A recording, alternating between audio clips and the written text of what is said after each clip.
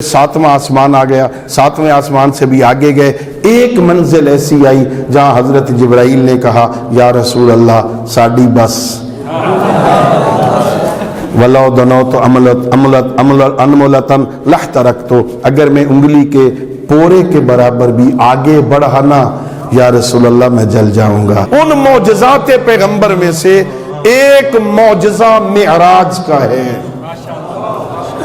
یہ بھی بہت بڑا معجزہ ہے معراج۔ معراج کے بارے میں بھی بڑی بحثیں ہیں، کچھ کہتے ہیں کہ یہ اصلاً ممکن ہی نہیں، یہ ممکن ہی نہیں ہے، کون آسمانوں کو چیرنا پھر آگے جانا، پھر آسمانوں کے بارے میں مختلف نظریات ہیں۔ ایک پہلے نظریہ یہ تھا کہ یہ پیاز کے وہ تہیں ہوتی ہیں نا پیاز کی، ان کی طرح یہ آسمان ایک دوسرے سے جڑے ہوئے، یہ 7 آسمان ہے نا ایک دوسرے سے جڑے ہوئے جیسے پیاز کے وہ آپس میں جڑے ہوتے۔ اب بعد میں یہ نظریہ باطل ہو گیا کہ نہیں، خلا ہے ان کے درمیان، ایک آسمان ہے پھر آگے دوسرا آسمان ہے پھر تیسرا آسمان ہے پھر چوتھا ہے پھر 7واں ہے۔ پھر کہا یہ اتنی دور بندہ کیسے جا سکتا ہے بھائی، اوپر جتنا جاتا ہے اتنی سردی ہوتی ہے کہ ویسے ہی بندہ منجمد ہو جائے، جتنا اوپر جائے گا سردی ہوگی، جتنا ادھر جائے گا سورج کی بھی گرمی ہوگی، جل جانے کا خطرہ ہے، مخصوص لباس کی ضرورت ہے جو گرمی اور سردی سے بچائے، آخر کیسے بندہ جا سکتا ہے وہاں۔ پھر زمین میں کشش ثقل ہے، اعتراضات تھے جو معراج پر لوگوں نے کیے، زمین میں کشش ثقل ہے، جو چیز بھی اوپر پھینکو زمین اسے اپنی طرف جذب کر لیتی ہے، اس سے نکلنے کے لیے تیز رفتار، کوئی آواز سے بھی زیادہ تیز سواری ہونی چاہیے جو نکل جائے اس کی کشش ثقل سے۔ اس زمانے میں سواریاں ایسی کیسی، بس یہ جسمانی معراج نہیں تھی، یہ روحانی معراج تھی۔ یہ پیغمبر اس جسم کے ساتھ نہیں گئے تھے، صرف خواب دیکھا تھا، پیغمبر خواب میں گئے تھے ادھر، ورنہ یہ اتنے سارا کچھ یہ کام کیسے ہو سکتا ہے۔ لیکن اللہ نے کہا سبحان الذی اسری بعبدہ لیلا من المسجد الحرام الی المسجد الاقصی۔ ہمارے علماء نے، میں آج بیٹھا تفسیریں دیکھ رہا تھا نا، تو ہمارے علماء نے ایک ایک نقطے پہ بحث کی ہے، کہا دیکھو اللہ کیا کہہ رہا ہے، سبحان الذی اسری، آپ طالب علم ہے نا، اسری، اسراء رات کو چلنے کو کہتے ہیں، سیر دن کو چلنے کو کہتے ہیں، سبحان الذی اسری بعبدہ لیلاً، پھر اس کی تاکید آ گئی، بابرکت ہے وہ اللہ، پاک اور پاکیزہ ہے وہ اللہ جو راتوں رات اپنے عبد کو لے گیا۔ اور اعتراض کرتے ہو وہ کیسے گیا، اتنا اوپر کیسے جا سکتا ہے، تیز سواری کی ضرورت ہے، اتنی گرمی ہے اتنی سردی ہے، یہ کیسے گیا؟ میں کہا کرتا ہوں علماء نے لکھا، خدا کے بندو اعتراض کرتے، اگر محمد عربی کہتا میں گیا، یہ نہیں کہہ رہا میں گیا، اللہ کہہ رہا ہے میں لے گیا، اللہ کہہ رہا ہے میں لے گیا، یا اللہ کہہ رہا ہے میں لے گیا۔ کس کی قدرت پر اعتراض ہے بھائی؟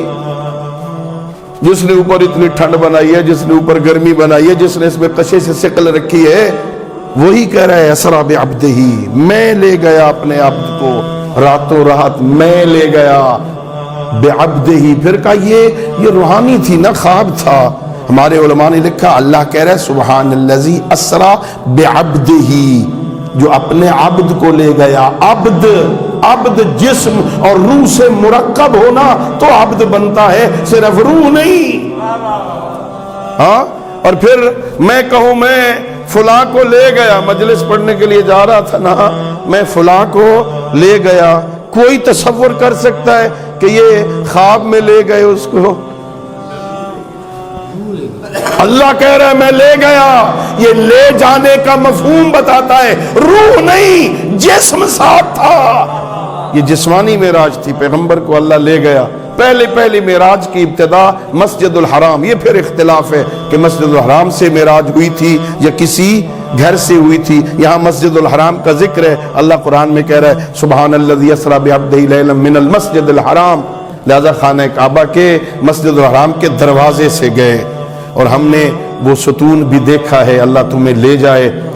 مسجد الحرام کے ستونوں میں ایک ستون تھا جس کے ساتھ براق کو باندھا گیا تھا، وہ گھوڑا، جنتی گھوڑا جو اللہ نے بھیجا تھا حضرت کو لے جانے کے لیے، سواری بھی میزبان نے بھیجی تھی نا، اپنے معزز مہمان کو لینے کے لیے سواری بھی بھیجی، بڑے معزز فرشتوں کا لشکر ساتھ آیا حضرت جبرائیل کی سربراہی میں۔ وہ جس ستون کے ساتھ اس کو باندھا گیا تھا براق کو، وہ ستون آج بھی موجود ہے، اس پر نشانیاں لگی ہوئی ہیں، عام بندے وہاں نہیں بتاتے، جو پرانے بندے کوئی واقف کار ہوں وہ گواہی دیتے ہیں۔ وہاں سے پہلے مسجد اقصیٰ گئے، فلسطین گئے، وہاں مسجد اقصیٰ میں وہاں نمازیں پڑھی، بہت سارے مصلے ہیں جہاں نبیوں نے نمازیں پڑھی۔ یہ مقدمہ تھا اس معراج کا۔ وہاں سے پھر معراج پہ گئے، پہلے آسمان پہ گئے، پھر دوسرے آسمان پہ گئے، پھر تیسرے آسمان پہ گئے، پھر چوتھے آسمان پہ گئے۔ وہاں نبیوں کے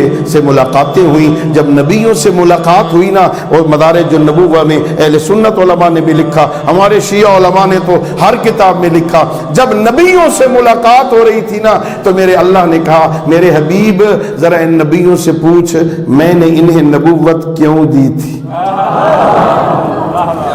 میں نے انہیں نبوت کس شرط پہ دی تھی۔ ہاں میرے پیغمبر نے پوچھا بتاؤ اللہ نے تمہیں نبوت کیسے عطا کی تھی، کب عطا کی تھی، کس شرط پہ دی تھی؟ تو سارے نبیوں نے یک زبان ہو کے کہا اے محمد عربی، جب تک ہم نے اللہ کی توحید، تیری رسالت اور علی کی ولایت کا اقرار نہیں کیا، اللہ نے ہمیں نبوت عطا نہیں کی۔ اللہ نے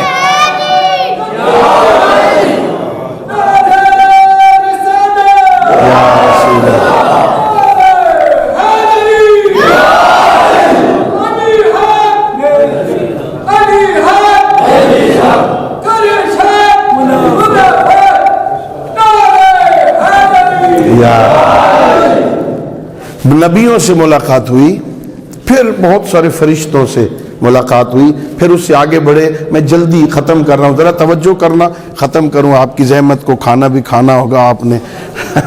ہاں پیغمبر گرامی اسلام آگے چلے، توجہ، پھر 7واں آسمان آ گیا، 7ویں آسمان سے بھی آگے گئے۔ ایک منزل ایسی آئی جہاں حضرت جبرائیل نے کہا یا رسول اللہ ساڑی بس، وَلَوْ دَنَوْتُ أَنْمُلَةً لَاحْتَرَقْتُ، اگر میں انگلی کے پورے کے برابر بھی آگے بڑھا نا یا رسول اللہ میں جل جاؤں گا۔ اب اس نور کی وادی میں آپ نہیں جانا ہے، اکیلے جانا ہے۔ پیغمبر گرامی اسلام بڑھے، خود فرماتے ہیں پھر آواز آتی تھی اذن منی، میرے حبیب ذرا میرے قریب آ جاؤ، اذن منی۔ ایک دفعہ جب آواز آتی نا اذن منی، میں اتنا قریب ہوتا 1000 میل کا سفر ایک اذن منی میں طے کرتا، اور 1000 مرتبہ آواز آئی اذن منی اذن منی، میں قریب ہوتا گیا، قریب ہوتا گیا، قاب قوسین اور ادنا کی منزل پر آیا۔ توجہ چاہوں گا، ایک منزل ایسی آئی جہاں سید الانبیاء نے اپنے نالین کو اتارا، اپنے جوتوں کو اتارا، پیغمبر نے اعلان ہوا میرے حبیب جوتے کیوں اتارے ہیں، جوتے کیوں اتارے ہیں؟ کہا میرے اللہ میرا بھائی موسیٰ کوہ طور پہ آیا تھا، تو نے اعلان کیا تھا فخلا نعلیک انک بالواد المقدس طوا، اے موسیٰ جوتے اتار دے، تو وادی مقدس میں آ گیا ہے، اب جوتے پہن کے نہ، تو نے موسیٰ کو کہا تھا جوتے اتار دے، میں نے پہلے اتار دیے ہیں تاکہ تجھے کہنا نہ پڑے، تیرے کہنے سے پہلے اتار دیے۔ ارشاد ربوبیت ہوا، میرے محمد تو پہن کے آ، وہ موسیٰ تھا تو محمد ہے۔